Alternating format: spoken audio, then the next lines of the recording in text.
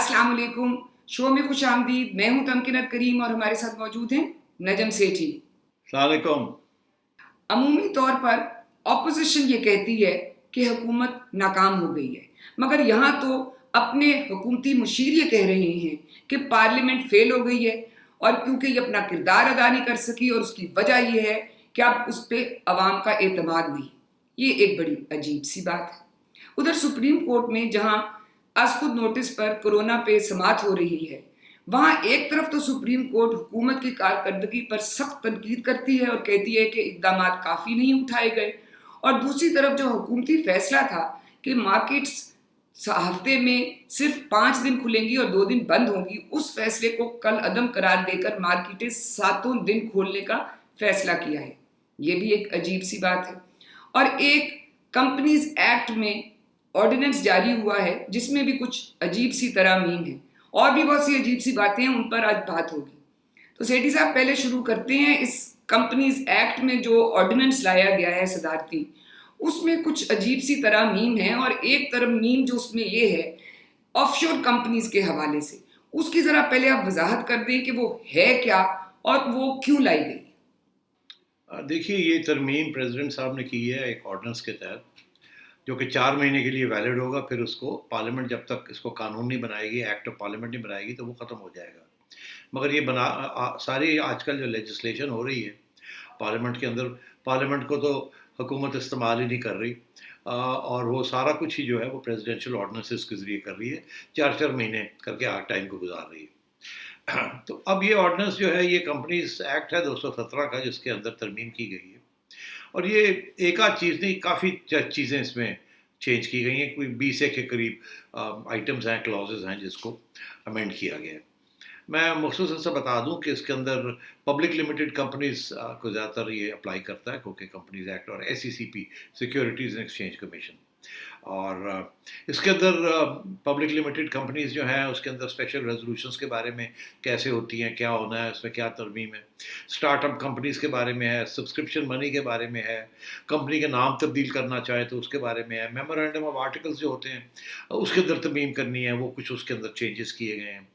NGO registrations के ऊपर तब्दीलियाँ की गई हैं। शेयर्स के बारे में बेचने में और अलॉटमेंट के अंदर, उसके अंदर तब्दीली की गई है।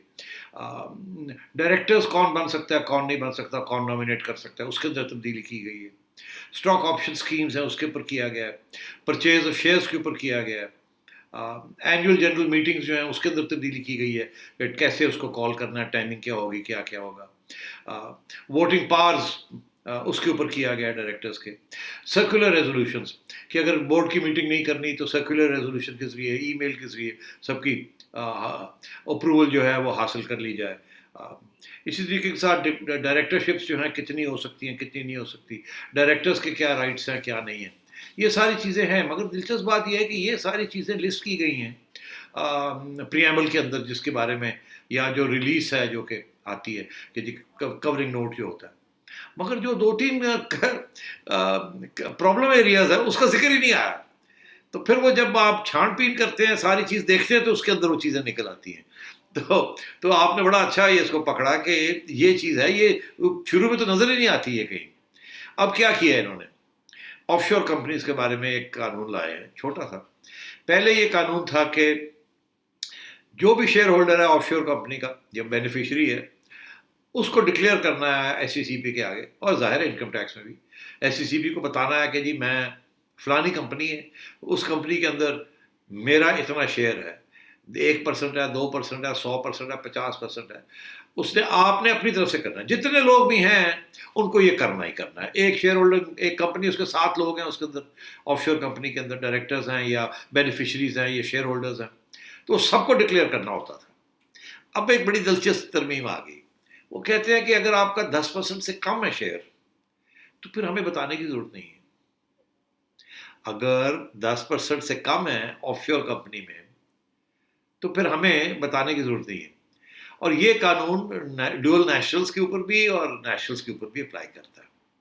तो मतलब ये है कि अगर काबीना के अंदर कोई शख्स है जिसकी ऑफशोर कंपनीज हैं, जो कि उसने डिक्लेयर नहीं की और डिक्लेयर करनी चाहिए थी, یا آگے سوچ رہا ہے آف شور کمپنی کے اندر کوئی حصے ڈالنے کا، تو اب یہ کہہ دیا کہ جی اگر 10% سے کم ہے تو پھر آپ کو ڈکلیئر کرنے کی ضرورت نہیں ہے.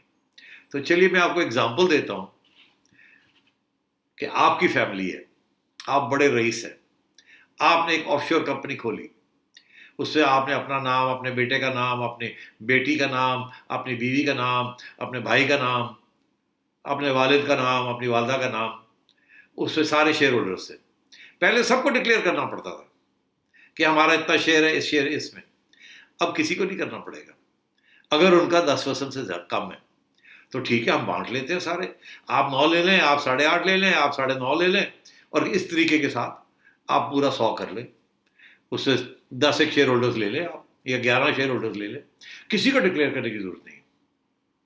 اور اگر کسی کے پاس 22-20 بھی ہے تو وہ ایک ہی ہے نا، تو وہ ڈکلیئر کر دے. اور اگر وہ کابینہ میں نہیں ہے تو مسئلہ ہی کوئی نہیں.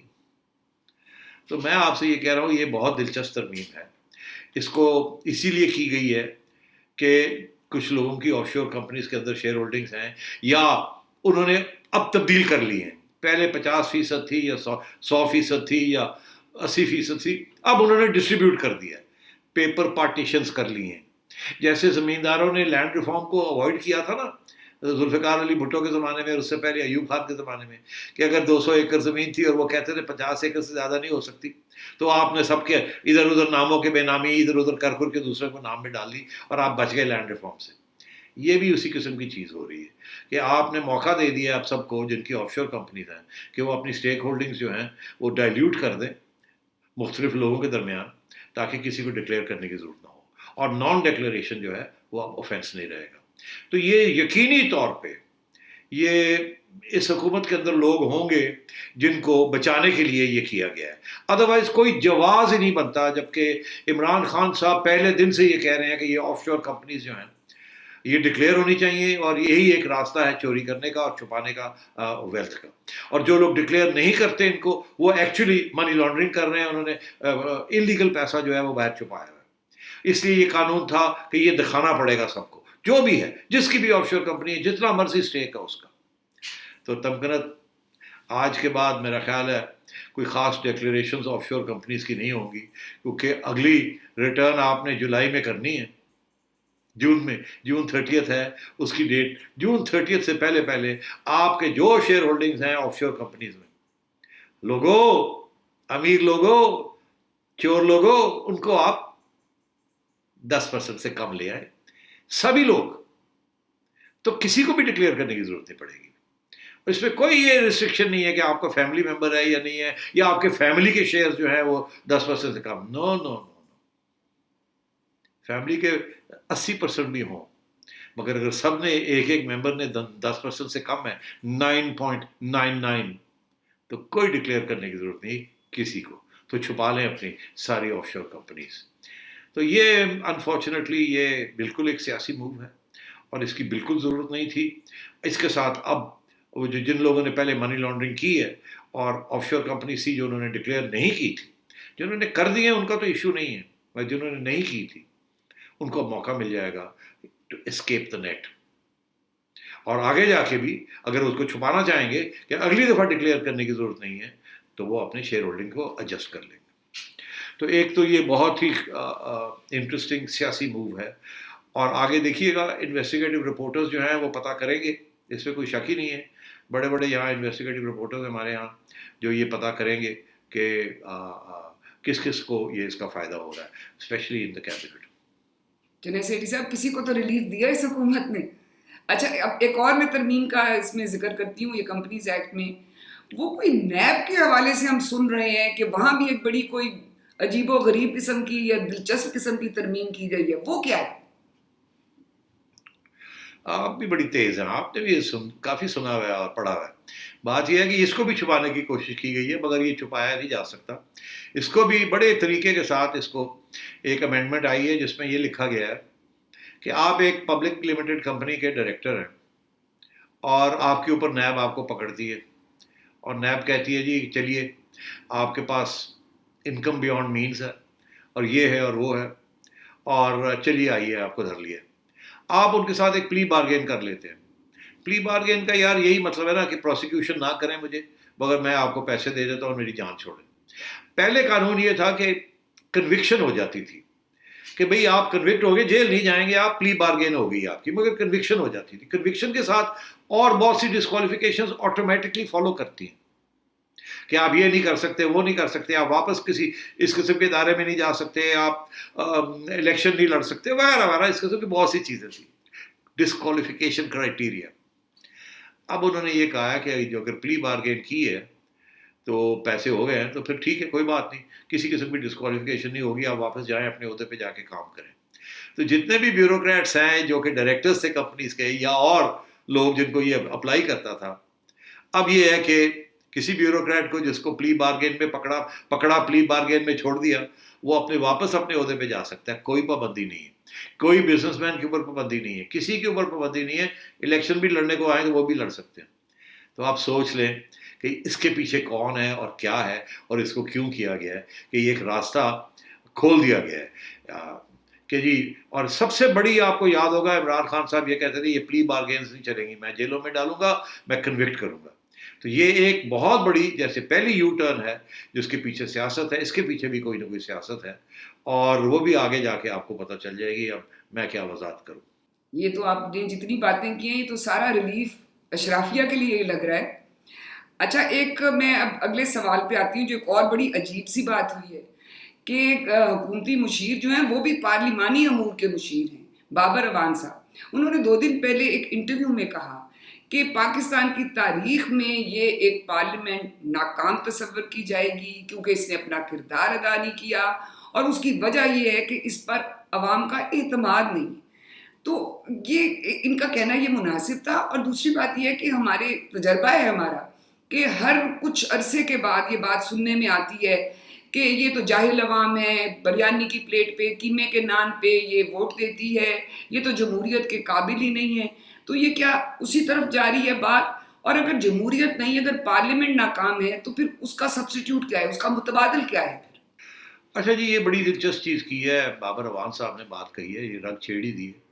سب سے پہلی بات تو یہ ہے کہ اس پہ کافی وزن ہے جو بابر اعوان صاحب کہہ رہے ہیں کہ پارلیمنٹ کے اندر قانون سازی نہیں ہوئی.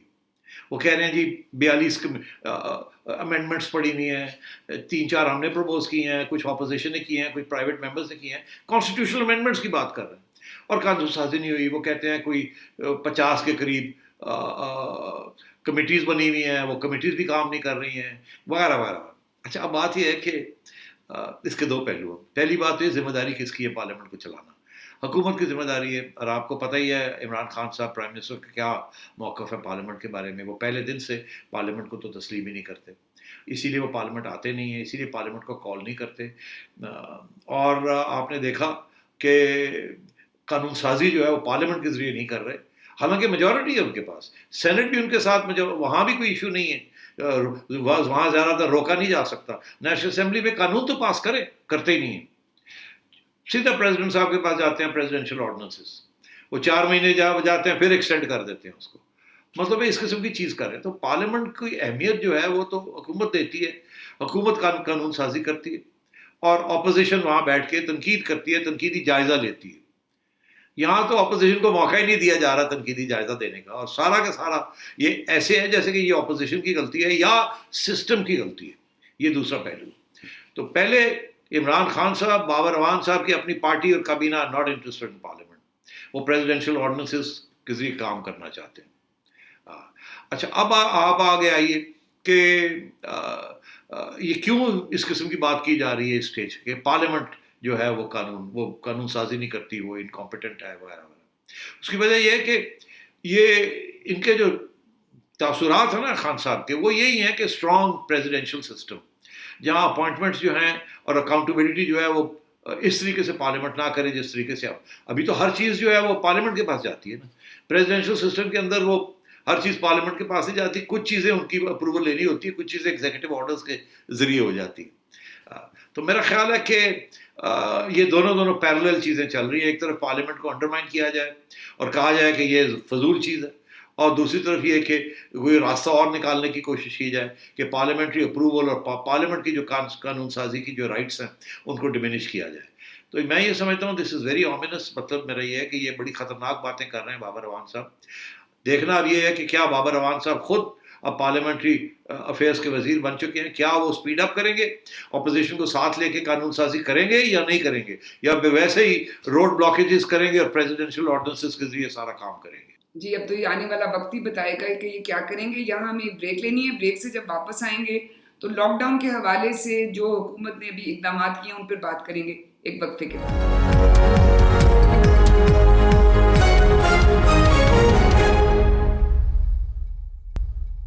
Welcome back. اچھا جی اب آتے ہیں اسد عمر صاحب پہ جو وفاقی وزیر ہیں. انہوں نے کچھ روز پہلے پارلیمنٹ میں یہ کہا کہ اب ساری دنیا خان صاحب کے ویژن کو فالو کر رہی ہے. سنیے گا انہوں نے کیا کہا. تمام دنیا آہستہ آہستہ آہستہ وہیں پہنچ رہی ہے جہاں پر یہ سفر شروع ہونے کے وقت وزیر اعظم پاکستان عمران خان کی پالیسی ڈیسیشن تھا. سیٹھی صاحب یہ کچھ دن پہلے مراد صحیح صاحب نے بھی یہ قومی اسمبلی میں بات کی تھی کہ جو گورنر نیو یارک ہیں انہوں نے عمران خان صاحب کے ماڈل کی لاک ڈاؤن کے ماڈل کی تعریف کی اور کہا ہے کہ ہم بھی اب وہ فالو کریں گے. تو وہ گورنر صاحب نے تو یہ کوئی بات کی ہی نہیں تھی. سب لوگوں نے یہی سی بات کا بہت مذاق اڑایا کہ جی انہوں نے تو ایسی کوئی بات نہیں کی تھی. تو کیا اب اسد عمر صاحب کی بھی کوئی ہم اسی نوعیت کی سمجھیں کہ بات ایسی ہوئی ہے؟ بس ایسی ہے. اسد عمر صاحب کی جو بات ہے اس سے کوئی وزن نہیں ہے. دراصل سچویشن یہ ہے کہ سب سے بری مس ہینڈلنگ جو ہوئی ہے انٹرنیشنل کمیونٹی کے اندر اس کی وہ ہوئی ہے ڈونلڈ ٹرمپ نے کی ہے میری امریکہ میں. امریکہ میں اس دنیا سے سب سے زیادہ لوگ مرے ہیں, دنیا سے سب سے زیادہ لوگ متاثر ہوئے ہیں, انفیکٹ ہوئے ہیں, اور سب سے زیادہ criticism domestic and international Donald Trump کی آ رہی. ڈونلڈ ٹرمپ صاحب نے کیا کیا؟ ڈونلڈ ٹرمپ صاحب نے کیا کہ انہوں نے کہا جی لاک ڈاؤن کوئی نہیں ہونا اور کاروبار چلے گا, اور ابھی ویکسین آ رہی ہے. انہوں نے بہت سی باتیں کی اس قسم کی, اور وہ ریزسٹ کرتے رہے لاک ڈاؤن کو. اچھا اب بالکل یہی عمران خان صاحب نے پاکستان میں کیا ہے. پہلے دن سے لاک ڈاؤن کے خلاف تھے, یہ ہم بہت دفعہ کہہ چکے ہیں. اور آخر میں کیا ہوا؟ لاک ڈاؤن کیا بھی اور نہیں بھی کیا. اچھا اب یہ تو نہیں کہیں گے کہ ہم نے بھی وہی کیا ہے جو ڈونلڈ ٹرمپ نے کیا. اس کے ساتھ تو بڑی بست ہو جاتی ہے کہ ڈونلڈ ٹرمپ کو دنیا گالیاں دے رہی, امریکن گالیاں دے رہے ہیں کہ آپ نے کیا مروا دیا سب کو. مگر کہہ رہے ہیں کہ جی گورنر صاحب جو ہیں وہ نیو یارک کے, وہ انہوں نے دیکھے نا لاک ڈاؤن کھول دیے. انہوں نے وہی کیا ہے جو انٹرنیشنل کمیونٹی بیسٹ پریکٹسز کر رہی ہے, جو جرمنی نے کیا ہے یا اور لوگ کر رہے ہیں کہ پہلے سخت لاک ڈاؤن فار 2 months, اس کے بعد جب کنٹین کر لیتے ہیں وہ مل جاتی ہے, ٹیسٹنگ کٹس آ جاتی ہیں, سب لوگ تیار ہو جاتے ہیں فار آہستہ سے lockdown step by step, تو لاک ڈاؤن کو وہ کھولتے ہیں. تو یہ نیو یارک والوں نے یہی کیا ہے, وچ از ناٹ جو ڈونلڈ ٹرمپ نے کہا تھا, اور بالکل اس کے اپوزٹ جو عمران خان صاحب کر رہے ہیں. تو یہ کتنی زیادتی ہے کہ جہاں کمپیریزن کرنا چاہیے وہاں کر نہیں رہے ہیں, اور جہاں نہیں کرنا چاہیے وہاں لوگوں کو مس ریڈ کر رہے ہیں. آئی ایم سو سوری کہ ہمارے ہاں یہ جو پروپیگنڈا ہے اور فیک نیوز ہے, اور خصوصاً حکومت کی طرف سے, اس کی ضرورت نہیں تھی. وہ جو عمران خان صاحب نے پہلے دن موقف لیا تھا نا, ٹک جاتے اس کے اوپر اور کہتے نہیں میں نے نہیں لاک ڈاؤن کرنا. یہ کیا بات ہوئی کہ میں نے نہیں کرنا, پھر کر بھی دینا ہے, پھر سب کو بلا بھی لینا ہے, پھر کہنا نہیں ہم تو کر رہے ہیں مگر ادھر پروونسز خود اپنے فیصلے کر لیں. پھر جب پروونسز فیصلہ کرتے ہیں کہ ہم نے لاک ڈاؤن کرنا ہے جیسے سندھ, وہاں جا کے ان کی گالی گلوچ کر دینی کہ آپ کیوں کر رہے ہیں, اب لوگ یہاں مر رہے ہیں, ہم یہ کر رہے ہیں, ہم وہ کر رہے ہیں, آپ کیوں لاک ڈاؤن کر رہے ہیں. تو اس قسم کا فلسفہ یہاں چلتا رہا ہے تب نا. اسد عمر صاحب غلط بیانی کر رہے ہیں. مجھے افسوس ہے کہ وہ more loyal then the king کہا کہ بادشاہ سلامت سے بھی زیادہ لوئل ہیں یہ بادشاہ سلامت کو. بالکل ایسے نہیں ہوا, اس کا بالکل برعکس ہوا ہے. پاکستان نے وہی فارمولہ فالو کیا ہے جو ڈونلڈ ٹرمپ نے کیا ہے یا کرنے کی کوشش کی ہے, اور وہ بھی وہاں ناکام ہو گئے ہیں, یہ بھی یہاں ناکام ہو گئے ہیں. وہاں بھی امریکہ نمبر 1 بن گیا, اور یہ چھپا رہے ہیں, آپ کو بتا نہیں رہے ہیں کتنی انفیکشنز ہیں, ٹیسٹ ہی نہیں کر رہے. مگر اس وقت جب کہ اور کھولنے جا رہے ہیں لاک ڈاؤن کو, اور سہارا لے رہے ہیں نیو یارک کا جہاں انہوں نے کنٹین کر لیا تھا, اس کے بعد وہ اسٹیپ بائی اسٹیپ کر رہے ہیں. اب یہ سہارا اس کا لے کے یہ کہہ رہے ہیں کہ ہم کھول رہے ہیں, اور آپ دیکھیے گا اس کے ساتھ کتنی میسو انفیکشنز اور ہوں گی.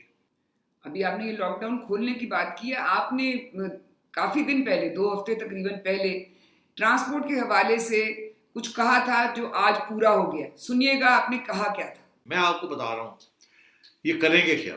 یہ بالکل کھول دیں گے ڈومیسٹک فلائٹ شائٹس, ٹرینیں شنیں, یہ بالکل موڈ میں ہے کھولنے کے. شیخ رشید صاحب ہٹ نہیں رہے ہیں, وہ کل بھی یہی کہہ رہے تھے, ابھی تک تو میری بات نہیں مانی انہوں نے. میں کل پھر جا رہا ہوں پرائم منسٹر کے پاس, میری امید ہے 2 دن کے بعد 3 دن کے بعد ٹرینیں کھول دیں گے, میری اتنی ٹرینیں کھول دیں, میرا یہ نقصان ہو گیا. یہ گن رہے ہیں روپے, یہ پیسے دیکھ رہے ہیں, ان کو جانوں کا فکر نہیں ہے. تو دیٹس دی ایٹیٹیوڈ. میں یہ سمجھتا ہوں یہ کھول دیں گے. یہ آپ کہہ رہے ہیں سوچیں گے, یہ سوچ سمجھیے کہ چلو تھوڑی دیر اور اس کو چلاؤ 2 3 دن کر کے, مگر یہ ایونچولی یہ سارا کچھ کھول دیں گے. اور یہ اس سٹیج پہ کھول رہے ہیں تب کرنا جب کہ بڑھ رہا ہے. تو جس طرح آپ نے کہا تھا کہ یہ سب کچھ کھول دیں گے, تو اب ڈومیسٹک فلائٹس بھی شروع ہو گئی ہیں, ٹرانسپورٹ, پبلک ٹرانسپورٹ, انٹرسٹی وہ شروع کر دی گئی ہے. آج ٹرینیں بھی انہوں نے کہا ہے 20 مئی سے کھول دی جائیں گی. تو وہ تو سب کچھ کھل گیا. تو یہ فیصلہ ویسے کیا کیوں ہے؟ کیونکہ اس سے آپ کو نہیں لگتا کہ اب کرونا بھی لوگوں کے ساتھ شہر شہر, گاؤں گاؤں سفر کرے گا اور پورے ملک میں اب پھیلے گا؟ بالکل ایسے ہی ہوگا تب کرنا جیسے آپ کہہ رہی ہیں. مگر میں آپ کو بتاؤں انہوں نے کیا کیا ہے. پہلے عمران خان صاحب نے لاک ڈاؤن کے خلاف پوری پروپیگنڈا کیا. جہاں لاک ڈاؤن ہو رہے تھے سندھ کے اندر, وہاں کرٹیسائز کیا, تنقید کی, ان کو انڈرمائن کیا, ان کو سابوٹاج کیا. اس کے بعد جب یہ بات کرنی شروع کی تو ظاہر ہے ہر جگہ پہ, صرف پاکستان میں نہیں دنیا میں ساری جگہ پہ کوئی لاک ڈاؤن نہیں چاہتا. عوام لاک ڈاؤن کے خلاف ہے, مگر کہیں عوام نے حکومت کی بات سنی اور لاک ڈاؤن کیا اور اپنے آپ کو بچا لیا, اور کہیں عوام بے چین ہو گئی اور احتجاج کرتی رہی کہ نہیں نہیں نہیں, کہیں کہیں احتجاج ہوا اور پریشر رہا ہر حکومت کے اوپر. مگر جرمنی, اس قسم کی جو حکومتیں ہیں, کوریا, ہانگ کانگ, سویڈن تو نہیں, ناروے, ڈنمارک, ان لوگوں نے جہاں لاک ڈاؤن کرنے سے کر دیے تھے.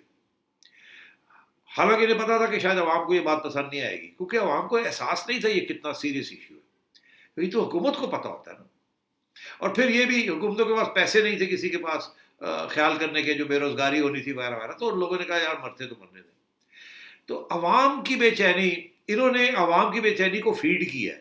پہلے یہ کہا کہ ہے ہی کچھ نہیں, نوجوان کو تو ہوتا ہی نہیں ہے, ایک بندہ 100 مر جاتا ہے, اور وہ بھی بوڑھے, اور وہ بھی کوئی, ہمارے تو گرمیوں میں یہ ہو جائے گا, ویکسین آ جائے گی. ہر قسم کی بات کی لوگوں کو یہ تسلی دینے کے کہ ہونا ہی کچھ نہیں, فکر کی بات ہی نہیں. اس کے بعد جب عوام نے پھر یہ بے چینی شو کی کہ ہم نکلنا چاہتے ہیں, ہم کاروبار کرنا چاہتے ہیں, ہم عید آ رہی ہے, یہ ہو رہا ہے, تاجر آ گئے, مولوی آ گئے, تو انہوں نے کہا جی اب بڑا پریشر پڑ گیا, اب تو کرنا پڑے گا. پہلے اکسایا, پہلے فیڈ کیا, پھر جب انہوں نے ری ایکٹ کیا تو پھر کہا جی ٹھیک ہے لاک ڈاؤن کھول دیتے ہیں. تو یہ ڈرامہ بازی ہمارے ساتھ ہوئی ہے. اور اب ہوگا کیا, اب ہوگا کیا, وہ یہ کہ اب بہت بڑے پیمانے کے اوپر یہ پھیلے گا, اس میں کوئی شک ہی نہیں ہے. اب اس کا کیا نتیجہ نکلتا ہے, کب تک یہ چلے گا, اور یہ کریں گے کیا, یہ ہر دوسرے دن آپ سنیے گا, یاد رکھیے گا, یہ بھی میرا کلپ نوٹ کر کے رکھیے گا کہ یہ چلائیں گے, پھر ان کو پتہ چلے گا اب یہ ہو گیا, پھر کہیں گے بند کر دو بند کر دو بند کر دو. فلائٹس شروع ہو جائیں گی, پھر فلائٹس بند ہو جائیں گی, ٹرینیں شروع ہو جائیں گی, پھر ٹرینیں بند ہو جائیں گی, پھر بڑھ جائیں گی, پھر کم ہو جائیں گی. یہ اس قسم کے ڈرامے چلیں گے اب. اور اب انہوں نے سندھ گورنمنٹ کے اوپر بھی پریشر ڈال دیا, اور پریشر ڈال کے ان کو بھی مجبور کر دیا. اب آپ سوچیے وہ کیا کریں گے, وہ ہینڈز اپ ہو جائیں گے کہ یار اب فائدہ کیا, اب یہ ٹرینیں بھی کھل گئی, آنا جانا آ گیا, ٹریفک آ گیا, کیا اب کریں گے, کیسے روکیں گے. تو یہ اب بیسکلی جا رہے ہیں اسی طرف, ہرڈ امیونٹی جس کی بات تھی کہ سارے پاکستان کو یہ ہو جائے, مغرو لتھے, جنہیں مرنا مرے, جنہیں بچنا بچے, تاکہ یہ ہم اس کو کنٹرول نہیں کر سکتے, نہ ہی ہم نے کوشش کرنی.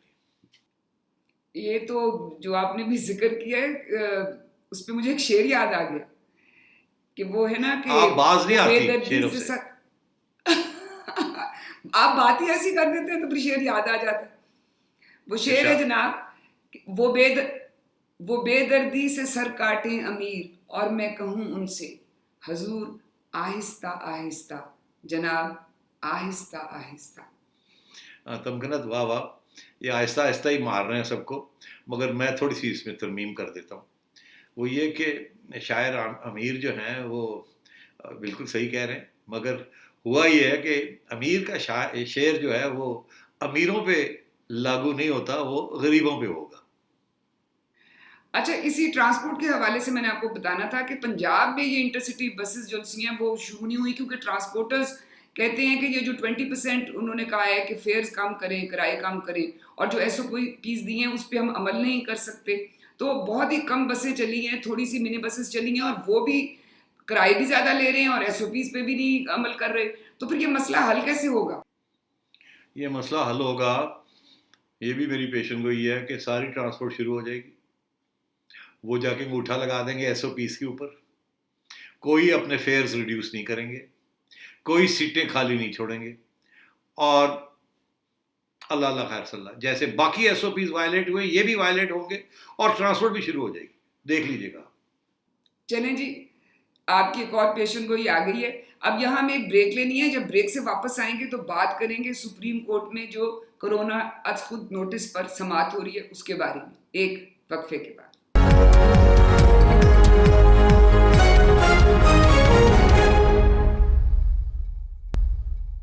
Welcome back. सेठी साहब, सुप्रीम कोर्ट भी तो भी हम बात करते हैं, मगर मैंने सुना है कि आपके पास बड़ी गर्मा गर्म एक चिड़िया की खबर है शहबाज शरीफ साहब के हवाले से. तो सुप्रीम कोर्ट की बात करने के बाद मैंने आपसे पूछना जरूर है कि वो क्या खबर है. अच्छा, सुप्रीम कोर्ट में आज जो समाअत हुई उसमें उन्होंने कहा कि जो हुकूमत का ये फैसला था सूबाई हुकूमतों का कि शॉपिंग मॉल जो से हैं वो बंद होंगे, असल में पंजाब हुकूमत का तो था कि खोल दिए थे उन्होंने ऑलरेडी, लेकिन सिर्फ सिंध में शॉपिंग मॉल्स बंद थे. उन्होंने कहा वो भी खोले जाएं. और जो ये सूबाई हुकूमतों का फैसला था कि हफ्ते में 2 दिन ये मार्केट्स बंद रहेंगी, उन्होंने कहा बिल्कुल गलत. उसको उन्होंने स्ट्राइक डाउन करके कहा कि अब सारी मार्केट्स सारा हफ्ता खुलेंगी, 7 days a week. और उन्होंने सिंध गवर्नमेंट को भी डायरेक्ट किया कि वो अपनी मिनिस्ट्री ऑफ हेल्थ से डायरेक्शन ले, और मिनिस्ट्री ऑफ हेल्थ को कहा कि आप रास्ते की रुकावट ना बने. तो उसके बाद सिंध ने भी आज शॉपिंग मॉल्स खोल दिए. उसका ये है. तो ये बताएं कि ये सुप्रीम कोर्ट का इंचार्ज है, सूबाई हुकूमतें इंचार्ज हैं, वफाकी हुकूमत इंचार्ज है, आखिर असल में इंचार्ज है कौन? हाय अल्लाह, मुश्किल सवाल पूछती हैं जिसमें सुप्रीम कोर्ट के चीफ जस्टिस साहब खुद इन्वॉल्व हो जाते हैं.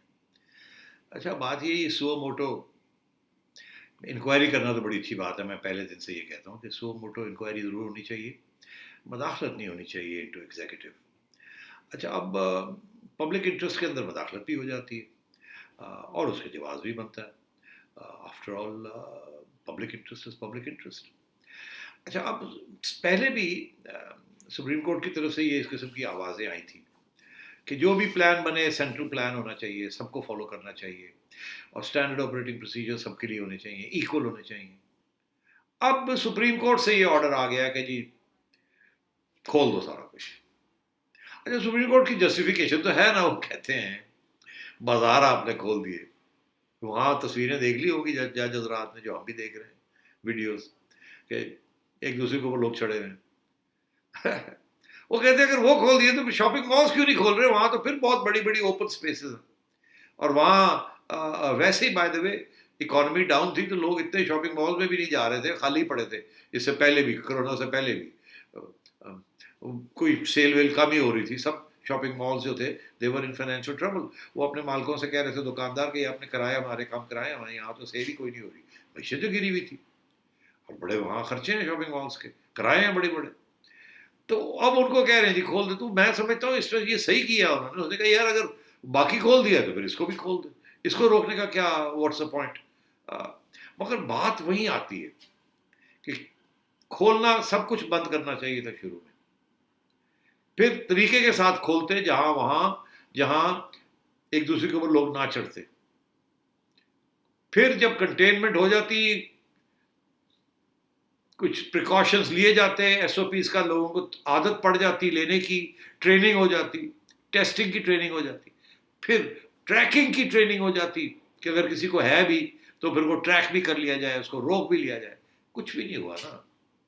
तो अब वही है, सुप्रीम कोर्ट ने कहा कि ठीक है जी, फिर अगर ये डिस्क्रिमिनेशन क्यों हो रही है, आप सब कुछ तो खोल ही रहे हैं तो फिर शॉपिंग मॉल्स भी खोल दें. مطلب ہے وہ تو بیچارے وہ کیا کریں ججز, وہ تو کہہ رہے ہیں ڈسکریمنیشن نہیں ہونی چاہیے, اور لاجکلی اسپیکنگ وہ صحیح کہہ رہے ہیں, مگر ان پرنسپل ایشو یہ ہے کہ یہ پروونس کا فیصلہ تھا, ہدایت کر سکتے تھے, آرڈر نہیں کرنا چاہیے تھا کہ logically speaking Sindh government should reconsider, مگر یہ کہ آرڈر کر دینا, this is going into the provincial domain, میرا خیال ہے یہ مناسب نہیں ہے. کھولنا ایشو کو, ایگزامن کرنا, ہدایت کرنی, سوال پوچھنے لاجیکلی, وہ سب بالکل ٹھیک ہے, مگر ایگزیکٹو ایسے آرڈرز کرنے جو کہ ایک اور کاؤنٹر آرڈرز ہیں جن کو یہ کاؤنٹر کرنے ضرورت نہیں تھی. آئی ایم شیور اگر وہ سندھ گورنمنٹ کو بلا کے کہتے دیکھیے اب دیکھیے واٹس دا پوائنٹ, تو وہ سمجھ بھی جاتے, مگر اس طریقے سے کرنا, چلے پبلک انٹرسٹ میں بہت سی چیزیں ہو جاتی. اچھا جی, اب آتے ہیں آپ کی چڑیا کی خبر کی طرف. بتائیے کہ وہ شہباز شریف کے حوالے سے آپ کی چڑیا اب کیا خبریں لے کے آئی ہے گرما گرم سی؟ نہیں, آپ کی چڑیا میری چڑیا کے اوپر سرویلنس کر رہی ہے. اور بھی چڑیا ہوتی ہیں ارد گرد, بتاتی رہتی ہیں وہ دوسری ٹھیک چڑیا ہے, کیا کر رہی ہے. مگر یہ تو خبر میرے پاس کچھ عرصے سے ہے جو آپ کہہ رہے ہیں, جس کی طرف اشارہ کر رہے ہیں, اور میں نے نہیں دی ابھی تک, بیکاز میں سوچ رہا تھا کہ شاید کچھ لوگ گھبرا نہ جائیں کہ میری چڑیا کہاں تک پہنچ جاتی ہے, مگر اب آپ نے بات کھول ہی دی ہے تو پھر کچھ بتا ہی دوں آپ کو. دیکھیے یہ جو ساری بات چل رہی ہے نا کہ جی شہباز شریف صاحب کے ساتھ کیا کرنا ہے, گرفتار ہوں گے نہیں ہوں گے, شیخ رشید صاحب دندن آ رہے ہیں کہ جی آ گئی, ٹارزن آ گیا, اور اب چھوڑنا نہیں کسی کو, صفایا ہو جائے گا سارا کچھ. ظاہر ہے وہ پھر سوال کھڑا ہو رہا ہے کہ اس وقت لیڈر آف دی اپوزیشن تو شہباز شریف صاحب ہے. اگر خطرہ ہے کسی قسم کا ان ہاؤس چینج ہونے کے بعد کہ شہباز شریف صاحب کو شاید کچھ پوزیشن مل جائے, تو ظاہر ہے پرائم منسٹر صاحب ان کو ہی اپنا مین اپوننٹ سمجھتے ہیں. تو اس کانٹیکسٹ کے اندر دو سوال کھڑے ہوتے ہیں کہ پرائم منسٹر صاحب کیا سوچ رہے ہیں اور کیا ہونے جا رہا ہے شہباز شریف صاحب کے ساتھ. اب بڑی مختصر, کیونکہ یہ بڑی ٹچی ایریا ہے, سلپری سلوپ ہے, گڑبڑی نہ ہو جائے, تو آئی واچ مائی سیلف. اچھا, میری چڑیا کہتی ہے کہ جب شہباز شریف صاحب نے یہ فیصلہ کیا کہ مارچ کے اخیر میں آخری فلائٹ لے کے واپس آنے کا, تو ظاہر ہے افراتفری پھیل گئی, یار یہ کیوں واپس آ رہے ہیں, کوئی ڈیل تو نہیں, جو ڈیل کی بات ہو رہی تھی یہ اس لیے تو نہیں آ رہے, ہماری تو نہیں چھٹی ہو رہی. کیونکہ ظاہر ہے یہ بات تو چلی تھی. اچھا, اب شہباز شریف صاحب واپس آئے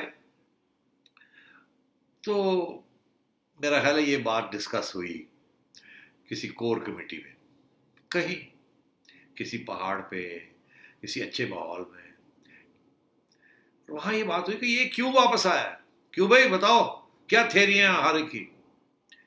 تو لوگوں نے کہا جی یہ تو دال میں کھانا ہے, ہمیں تو نہیں ہونے سے آنا تھا. تو ایک تھیری یہ تھی جس کے اوپر لوگوں نے کہا ہاں ہے گل سمجھ آتی ہے سب. ایک تھیری یہ آئی کہ وہ آیا ہے اس وقت کرونا چل رہا ہے, اسے پتہ ہے کہ اس وقت مجھے گرفتار نہیں کریں گے کیونکہ کرونا چل رہا ہے. اگر کرونا میں مجھے گرفتار کرتے ہیں تو مجھے کچھ ہو گیا تو ساری ذمہ داری ان کی ہوگی, تو اس لیے ابھی یہ اپنا ہاتھ ہولی رکھیں گے. تو یہ میرے پاس موقع ہوگا کہ اگر میں نے کچھ سازش کرنی ہے تو میں کر لوں, مجھے جیل میں نہیں ڈالیں گے, میری بیل کینسل نہیں کریں گے یا کوئی اور نئی چیز نہیں کریں گے. تو کہہ لیں گے یہ کرونا کا سہارا لے کے یہ اس وقت آیا ہے, از اپ ٹو نو گڈ, یہ کچھ اگر گڑبڑ کریں گے, اور یہی ہے کہ اس کو ہم گرفتار نہیں کریں گے. تو نے کہا اچھا, تو پھر میں نے کہا سر گل تو صحیح ہے, گرفتاری اس وقت ہوگی اور اس کو کچھ ہو گیا تو پھر ہم کیا کریں گے, جیسے وہ شکیل الرحمان صاحب کے ساتھ بھی یہی خطرہ تھا کہ ان کو کچھ ہو گیا تو کیا کریں گے, اسی لیے ان کو پھر ہسپتال تبدیل کر دیا گیا. تو نے کہا کہ پھر یہ ہے کہ اس کو پھر ابھی نہ ہی ہاتھ لگائیں تو بچہ ہے, اور کڑی نظر رکھیں اس کے اوپر, اور اسٹیٹمنٹ پہ اسٹیٹمنٹ اس کے خلاف شروع کر دیں. Start a campaign, Shahbaz you do this, Shahzad you do this, Firdous you do this, چلے شروع کریں. ہر روز کوئی نہ کوئی جائے ٹی وی کے اوپر بیٹھ کے اور پہ جائے کہ یہ کرپشن ہے, یہ ہے, یہ اس کو چین سے بیٹھنے نہیں دینا.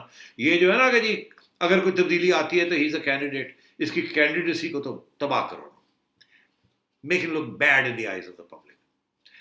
تو دیٹ واز دا چڑیا کی خبر کہ اس طریقے سے انہوں نے یہ سارا کچھ سوچا تھا.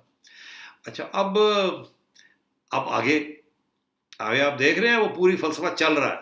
दिन रात अब नैब भी आ गई, उधर से शेख साहब कह रहे हैं कि अब पकड़ा जाएगा शहबाज, अब ले जाएंगे, ये हो जाएगा, वो हो जाएगा। तो मैं ये समझता हूँ कि ये अब आखिरी स्टेज है उस स्ट्रेटजी की, शहबाज शरीफ साहब को अंडरमाइन करने की, इरोड क्रेडिबिलिटी करने की। और ये मुमकिन नहीं, ये नहीं कहा जा सकता कि उनको पकड़ेंगे नहीं। तंग तो करना शुरू कर दिया, और उसके अंदर अब मरियम का नाम भी आ गया है, नवाज शरीफ का नाम फिर से आ गया है। मेरा ख्याल है ये पहली स्टेज तो यही है कि ये धमकी स्टेज है कि इतना सा भी आपने हमारे साथ तावन ना किया, आगे एक दो इश्यूज आ रहे हैं जिसके ऊपर तावन चाहिए अपोजिशन का, साइलेंस चाहिए या तावन चाहिए, या साइलेंस एज तावन, वो कल फिर डिस्कस कर लेंगे। आप यहीं से शुरू कीजिए, वो कौन से इश्यूज हैं जिसके ऊपर तावन चाहिए या साइलेंस चाहिए मुस्लिम लीग का। तो मेरा ख्याल है अब आप देखें कि ये कैसे इसको, ये जो लेन देन है बिटवीन गवर्नमेंट एंड ऑपोजिशन या प्रेशर एंड काउंटर प्रेशर, ये कैसे आगे चलता है। चलें जी, कल डिस्कस कर लेंगे कि ये कौन सा ताउन है और कौन सी खामोशी है जो हुकूमत को दरकार है। आज के प्रोग्राम में इतना ही, कल आपसे फिर मुलाकात होगी। अपना फीडबैक ज़रूर दीजिएगा। खुदा हाफिज़।